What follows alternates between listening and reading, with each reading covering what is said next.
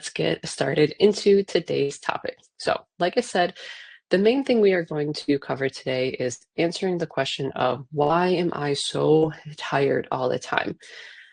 A lot of times, if you've never felt like, or if you ever have felt like no matter how much coffee you drink, how early you go to bed, you're doing all the things, you're getting exercise, you're getting sunlight, you're doing all the things, but you wake up feeling like you just got no sleep, you just stay in bed all day. Just want to let you know that you're not alone. Okay. We're all feeling like that. But today we're going to specifically be talking about how menopause related fatigue is different than what generalized fatigue is. We're going to dive into why it happens, what's actually going on with your body, and most importantly, how to fix it. By the end of this sort of live video here, I'm going to give you lots of small practical changes to your nutrition, movement, and lifestyle that will really help alleviate some of this fatigue that you're feeling. Now, listen, I'll keep it real. With everything I do, I'd like to try and keep it real. Menopause fatigue is not just in your head. Your hormones are changing, your sleep cycle shifts, your metabolism slows down, and your stress response becomes way more sensitive. You probably are already experiencing that. So, maybe you were able to do a lot of things in your 30s, and now in your 40s, 50s, 60s, you're just like, what is going on? Like, I don't understand what's happening here. Stop blaming yourself for thinking that you need more willpower. You're not lazy. You're not giving up. You're not any of those things. You're just living in a new body right now. Our body that we have in our 40s, 50s, and 60s is very, very different from our 20s and 30s. I don't know about you, but I remember in my 20s and even in my early 30s, I could like drink a coffee, go run a 5K on 2 hours of sleep and just be totally fine. Now it's like, if I don't get my 8 hours and the room is dark and I, have my fan and my sounds and I've, I don't know, counted sheep up until 200 or something, I'm still feeling really, really tired. So let's understand what's going on behind the scenes of everything. So, whenever I do one of these sort of lecture style conversations, I always start with explaining what's going on behind the scenes. Some of you, if you've listened to these before, you are kind of probably pros at all of this. But if you're new, I really want to sort of explain what is happening during perimenopause and menopause. So that way we can understand why it affects everything from your thyroid to your adrenal glands to how your brain regulates stress, sleep, et cetera, et cetera. So when we enter into this new section of our life, our estrogen drops. This really affects our serotonin and our dopamine. These are your feel-good neurotransmitters. So your mood and your motivation dips. You probably already noticed this when you start searching for things to give you more of that dopamine hit, whether it's social media or we all know, the woman that gets into her 40s and 50s and she's like, oh, I'm going to take up running a half marathon or I'm going to, take up this, take up that. We're just looking for that dopamine hit. And it's really because our estrogen just drops drastically. Also, along with estrogen, we have progesterone. And this is one that is naturally very calming. So when it declines, sleep becomes lighter, more interrupted. You lose that deep restorative sleep that your body needs.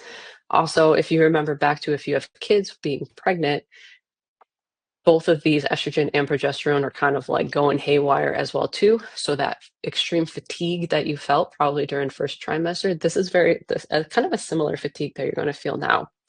And of course, with all of those things that go on, your cortisol pops right up. This is your stress hormone. When cortisol stays elevated for too long, it just zaps you of your energy and it makes you feel like very wired, but very, very tired.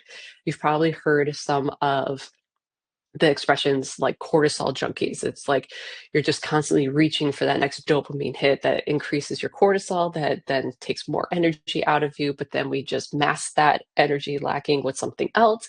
And it's just this vicious cycle. So then you add in night sweats, hot flashes, some joint pain, bloating, the menopausal stomach where now our body is changing. We're like, oh my goodness, what is happening? And it's literally just a recipe for fatigue. So before we talk through strategy, take a second, take a deep breath, give yourself some grace because this isn't your fault. You didn't set yourself up for failure. Your body is not broken. I will say this over and over and over again. every single time that I do one of these live lecture events. Your body is not broken. It's just rebalancing. It's a new section, a new era of our life. So let's sort of start with food with this, because this is actually really, really huge. Um, there are four, if you feel like your energy is like a roller coaster all day long, let's look at nutrition as probably the first thing with that. I'm going to list you off four very easy nutrition shifts that you can use to help boost your energy. So the first one, I am going to admit that I am very, very guilty of. I always believe in being very real with my clients. And number one, I kind of suck at, I'm not going to lie. And that is start your day with protein and fiber, not just caffeine. I know. I'm probably really disappointed a lot of you. I'm disappointing myself right now. But coffee alone doesn't count as breakfast. And I say that very, very lovingly. I'm definitely one. I wake up in the morning and the very first thing I do is I grab that cup of coffee. Again, we eat breakfast later on, typically about an hour and a half later on. But when we're living on kind of that coffee alone, as breakfast, especially for that first 60, 90 minutes that you're awake, you can bet that those cortisol levels are already going to be jacked up. So when you do sit to eat your breakfast, you want to aim for about 25 to 30 grams of protein in your first meal. If you've been here for any amount of time, you know that protein is queen, and we are all about just protein, protein, protein. So something very simple like eggs with veggie, a protein shake, Greek yogurt, any of those type things. If you get desperate, you could use a shake or something like that. But this way, we're really helping to balance blood sugar and set the tone for steady energy all day long. Now, if you are somebody that you are grabbing that coffee and then you're hitting up the drive-through lane and you're getting yourself like, that blueberry muffin with I don't know, a caramel latte, frappuccino. I don't know all the fancy drinks from Starbucks. I'm kind of making it up.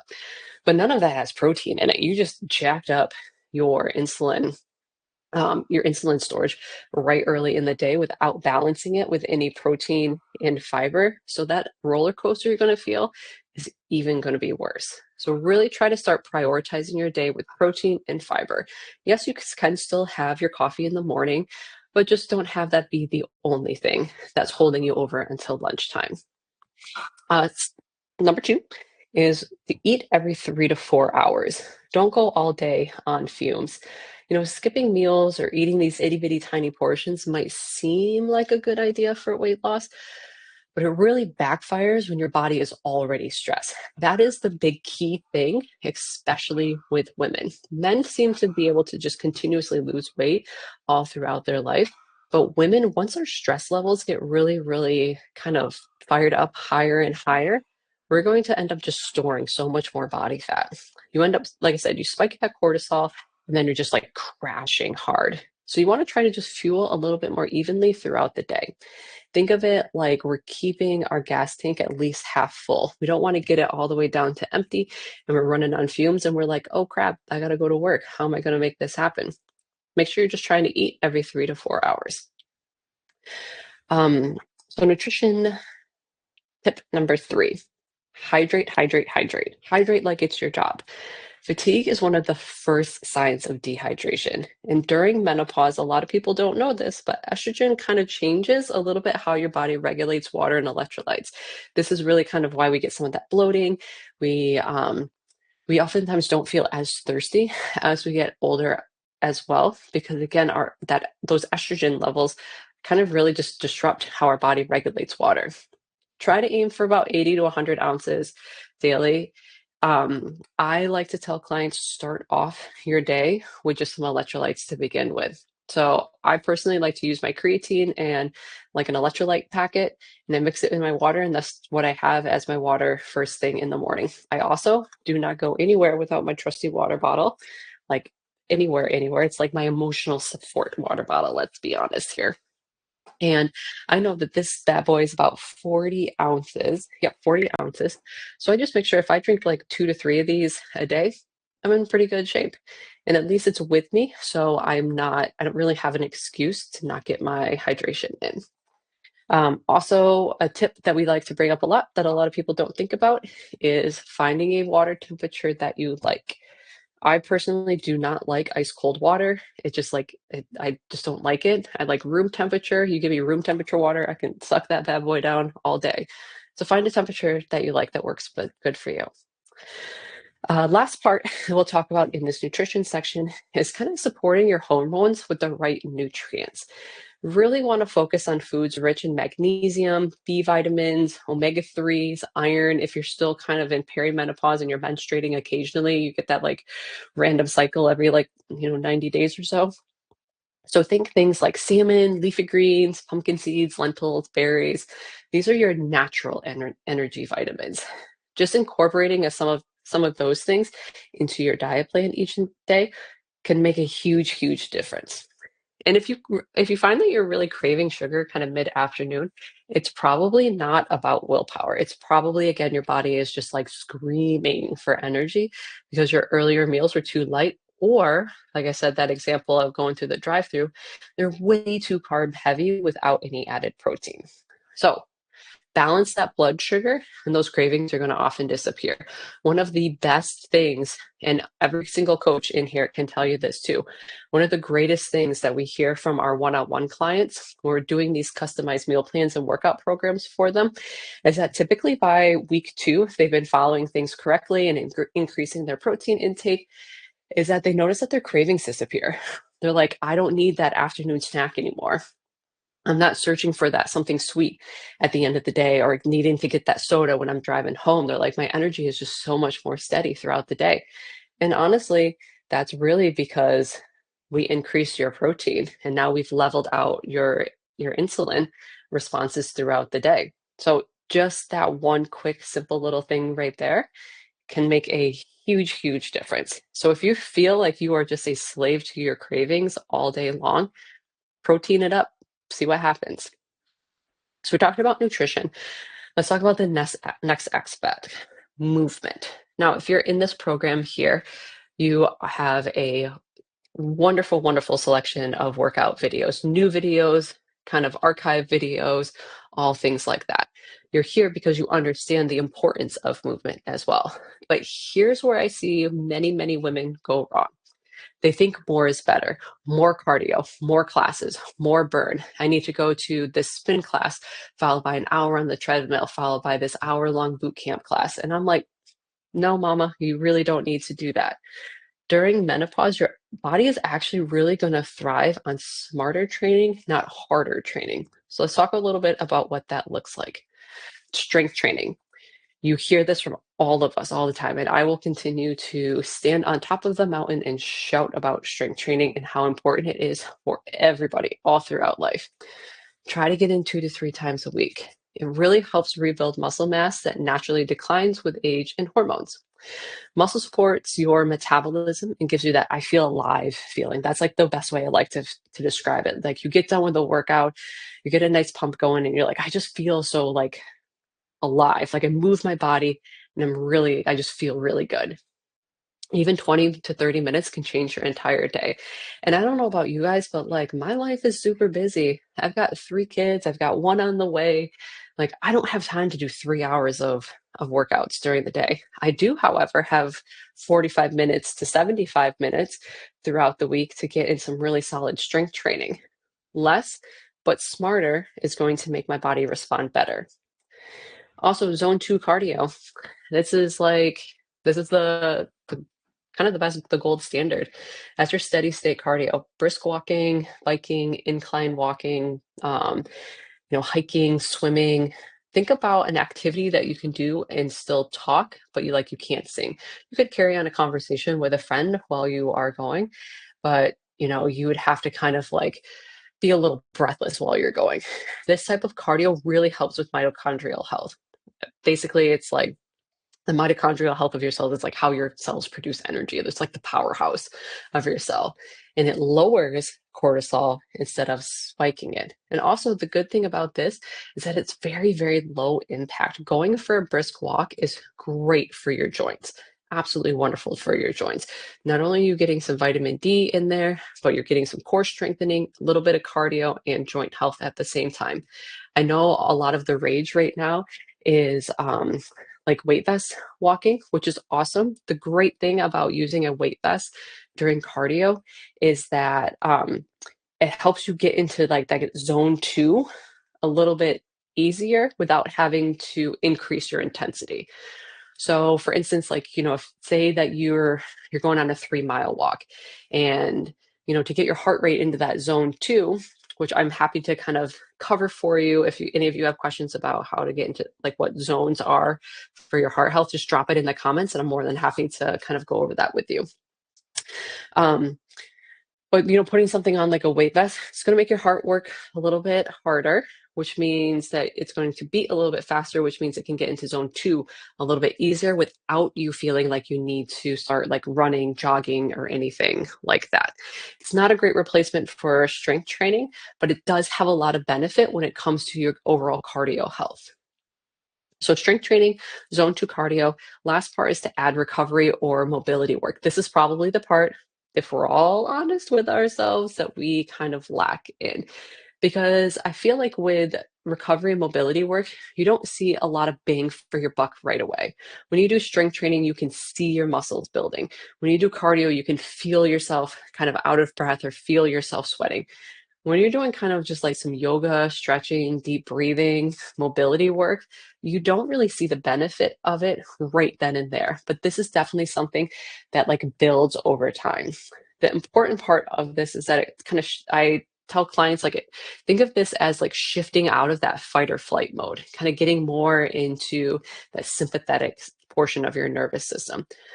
Recovery is all about helping yourself progress.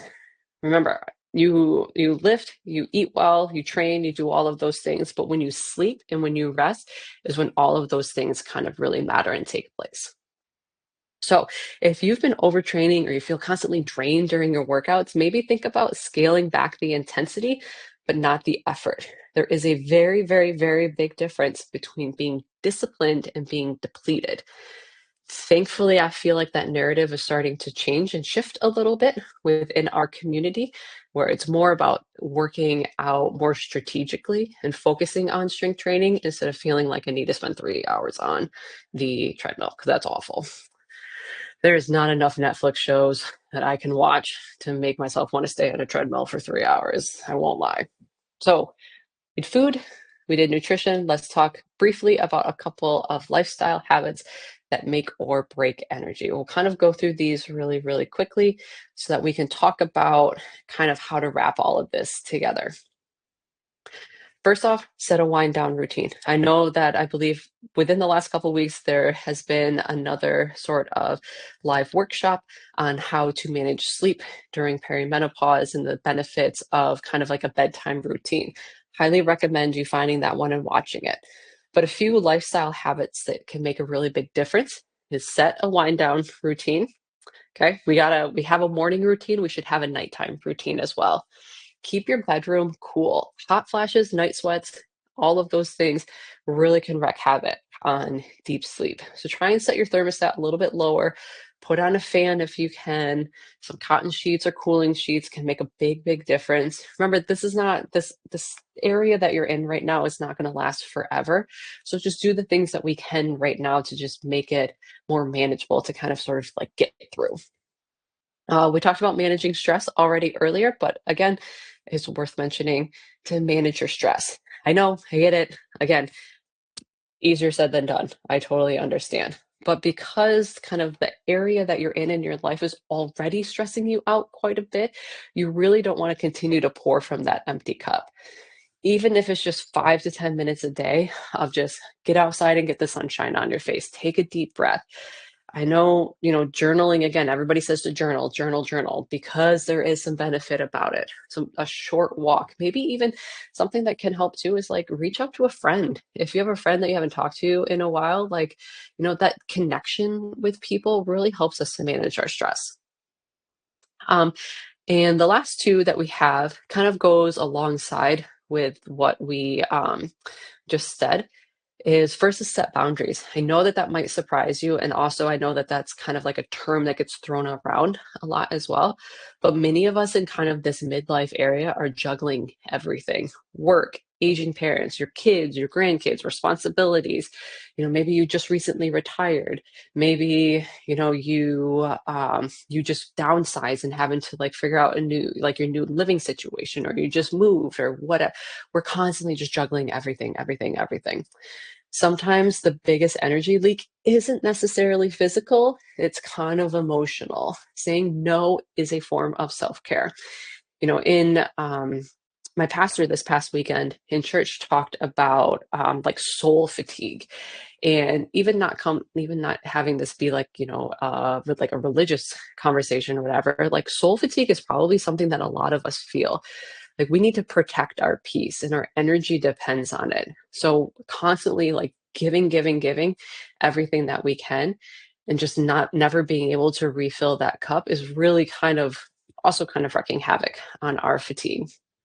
Um, Last one, I know this one can be difficult sometimes, but it's also just super important. Try to get morning sunlight. There is something about just that vitamin D bright and early in the morning that really helps to reset your circadian rhythm, telling your body, like, hey, this is morning time. You are rested, you're well adjusted. Let's get up and just run through the day. So try to get, even if it's just step outside out like onto your porch. If it, I lived in the Northeast. I lived in Connecticut and Maine for about 10 years. So I get it. Sometimes the mornings you just can't go outside. Try to stand in front of a window, then at least just get that sunlight on you. So I went through a lot of stuff. How are we going to bring all of this back kind of together into like, all right, Alicia, how do I fix all of this? The one thing I want you to take away from today is that your energy is not random, it's feedback. This is a very important concept to understand. Our energy does not just like come and go as it pleases. It's really the direct relationship of all of the things that we're doing within our life. So if you're dragging, your body isn't failing you. It's talking to you. It's saying, please, I do not want to fight against you anymore. I really want to work with you. And we just need to sit and listen and respond with the right tools. So if you're writing anything down right now, three biggest takeaways is to fuel consistently, move smart, and prioritize recovery. If you really focus in on those three things, you'll notice not just more energy, but better mood, focus, confidence, energy that you can give to people too. That's a big one right there. And also just like that soul fatigue that I said, like you would just like you will just feel better deep down in your core. And remember, this is not about chasing your old energy. It's about discovering this new one that is in this new era and kind of phase in your life. The version of you who knows her body, listens to it, and gives it what it needs is really what is she's asking to come back out again.